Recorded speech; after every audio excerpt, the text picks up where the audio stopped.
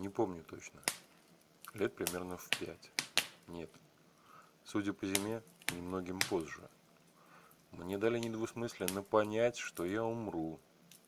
И мама с папой тоже. Зато прекрасно помню первый шок.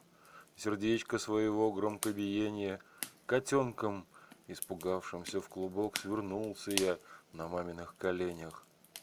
Вот мы сидим и слушаем огонь. Он сам с собой в печи, о вечном говорит, и невесомая, как бабочка, ладонь мне на макушке что-то теребит. Она молчит, нам вместе так тепло, в замерзшее окно луна глядит. Молчать умела мама, как никто. Молчать и слушать, как огонь горит.